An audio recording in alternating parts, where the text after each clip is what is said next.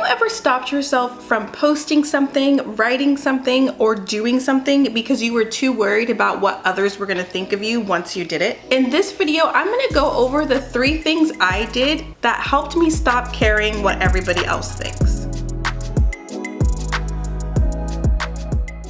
Hi, I'm Chayla and I make videos about entrepreneurship, branding, mindset, and videos just like this one about personal development. And today I want to talk about how I finally stopped caring what other people think and started doing things that I've always wanted to do and started speaking about things that I've always wanted to speak about. One thing about doing anything these days is that everything's online. Whether you're starting a business, starting a blog, or a YouTube channel, or doing any sort of creative endeavor, if you put it online, anybody can see it and anybody could comment on it. And with that, you could get great comments that are positive and affirming, and you can also get some nasty comments from the haters. On the flip side, when you put yourself out there, that also leaves you open for those closest to you to comment or to ask you questions or to ask you to explain yourself. And that makes it harder than ever to do anything and to put anything out there, especially if you're thinking about what other people think and you're worried about the negativity they may give you. It could stop you in your tracks and keep you from taking those concrete steps to your goals and your dreams. While building my branding business and putting myself out there online over and over and over again on social media, I have learned some things that have really helped me stop putting so much weight on what other people think and stop entering that into the equation about what I'm doing, writing, or putting out into the world. And that's why I wanted to make this video and share those things with you. Let's jump into the 3 things I did to help me stop caring what others think. One of the things that I did that helped me stop caring what others think is I started thinking about the worst case scenario. When I say the worst case scenario, I mean identifying who exactly specifically that you're afraid of would say something negative to you, and then identify what would they say. About 2 years ago, my mom came to live with me and my husband. It's been really great because she's here to help with my daughter and just give me a break whenever I need it, and I really enjoy having her around. But on the flip side, my mom is very honest, she's very blunt, and she's very to the point. If she sees something that she doesn't understand or doesn't like or think is crazy, she's gonna tell you. She's just gonna spit it out and leave it on the table. While that's great, sometimes that doesn't really work for me. I'm a very private person and I'm very sensitive. Sometimes things don't come across the way she wants them to. Sometimes they don't come out with the most care. So if my mom sees me doing something that she doesn't understand, that she thinks is a little crazy, or that she herself would never do, she will comment. She will make it known that she doesn't understand why I would do it or thinks that it's weird that I'm doing it. She can say things with her eyes, she can say things with her body language, and she can say things with, I don't know if I can get the feeling and message across, but I feel like you know what I'm talking about. For example, I'm trying to put more content out on Instagram and that requires photos. And so sometimes I get dressed up, do my makeup, do my hair, and I'm out here I'm out in my living room in front of the camera. I have the camera set up, I got a chair, I have props, and I'm posing and I'm posing and I'm posing, and she walks into the living room. She's just like, "What are you doing?" And I'm like, "I'm taking photos." She's like, "Oh, you're taking photos of yourself for what?" And I say, "I'm taking photos of myself to put on social media to promote my business." And she just gives me one of those, So after a couple months of doing this, I start to develop a thicker skin. I start to think, that's just my mom, that's just how she operates. She loves me, she cares, she wants to see me succeed. So now that I'm used to my mom making comments, because she's making them a whole lot more than she ever did before now that she lives with me, it has helped me develop a different perspective on it. Now whenever I create anything, whenever I post anything online, I think to myself, what if my mom saw this? What if my mom saw me making this? What would she say? What would she think? Whatever thing pops into my mind that I think that she's gonna say, whatever worst case scenario that I think is gonna happen with my mom, I know that it's okay because I know what's right for me. It's okay because whatever she says, she means it with love. And even if she didn't, it doesn't matter because I'm gonna do it anyway. And now that I know that this worst case scenario is, now that that's in my mind, I know that the worst case scenario really isn't that bad. It's just somebody saying something and that I could just roll off my shoulders and I can keep doing what I want to do. Because no matter what my mom says, unless I'm in danger, I'm gonna keep doing what I want to do the way I want to do it. So if you find yourself pausing before you create, pausing before you hit post, or pausing before you hit publish, I want you to identify who it is exactly that you're worried about is gonna say something negative. And if they say something negative, what are you gonna do? How are you gonna keep going? How are you gonna take that with a grain of salt and keep doing you? Because once you know that answer, it's gonna be so much easier for you to hit post, for you to hit publish, because you're prepared. If someone says something nasty or negative, then I'm just gonna and move on and keep doing me. That has been so helpful, and just stop caring what everybody else is thinking. Another thing that has really helped me stop caring what other people think is really focusing on my own mindset. One of the things I used to think was, I'm at the beginning of my business. I'm a baby entrepreneur, my entrepreneurship thing. I was preoccupied about getting everything in order and finally starting and finally doing, because I was at the beginning of my business. So I had all this knowledge that I knew that I wanted to talk about online, things I wanted to post about, things I wanted to talk about, videos I wanted to create.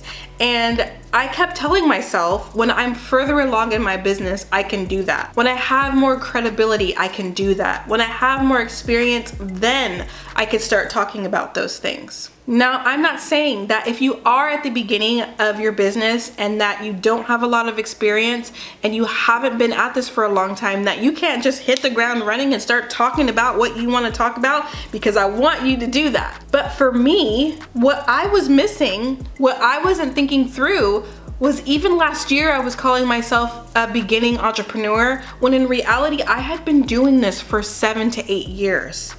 I have been putting my work out there for 7 to 8 years. It might not have been this specific offering and service that I do now, but I have been in entrepreneurship for 7 years. And that realization of, I do have experience I can talk to, I have failed and I have learned lessons and I have all this stuff to talk about, and I am not a beginning entrepreneur, then the floodgates open, because now I'm not looking outside of me to validate me. Now I'm looking inside to validate me. And throwing that small thought, that small mindset shift really helped me get everything going. Start talking about what I want to talk about. Start helping people with their brand. Start helping people with their confidence, because I'm no longer holding myself back by calling myself a baby entrepreneur. We all have those thoughts, no matter what stage of life you are or what stage of business. We all have these thoughts that are limiting to us. We all have these little mindset pockets that are limiting to us, and we have to identify what those are. The hard thing is they seem so true to us at the time when we're thinking them. When we keep thinking them, we are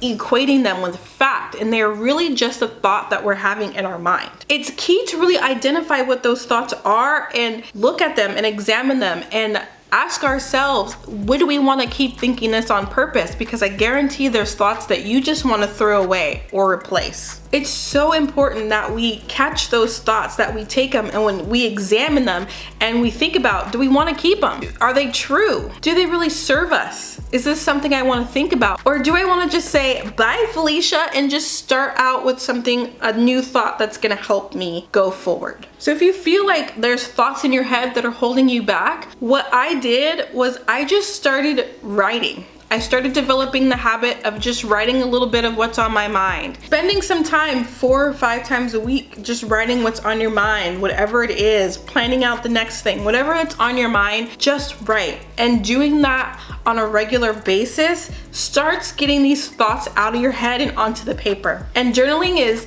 the first step. The next step is to actually take some time and read through your journal. And that's how I saw this thought that kept coming up, was because I kept writing it down in so many other words. When I'm more established in my business, when my business is making more money, when I have more experience, and it just kept coming up that I was waiting to do something once my business was further along. So if you spend some time journaling and then spend some time looking at what you wrote, you'll be able to identify the things that keep coming up over and over that are actually keeping you from doing what you're setting out to do. The last thing that really helped me stop caring what everybody else thinks is to focus on the impact that I want to create. Like I said earlier, I've been at this a while. I have written so much, I have filmed so many clips, I have taken so many photos, and the majority of the things I have created are nowhere to be seen.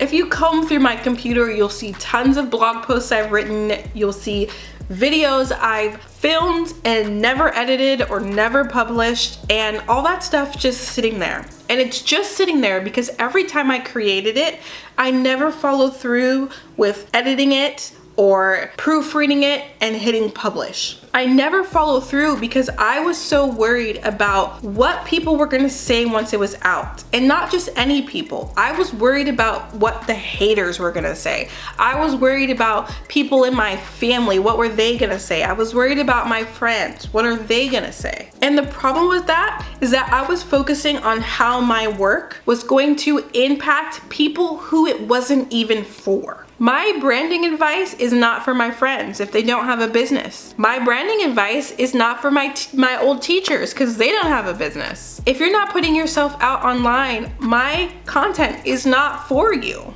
And I was worried what all those people who don't even need what I have to say were gonna think about what I was doing. The people I should actually have been thinking about are the people who need help with their branding, or people who don't understand branding.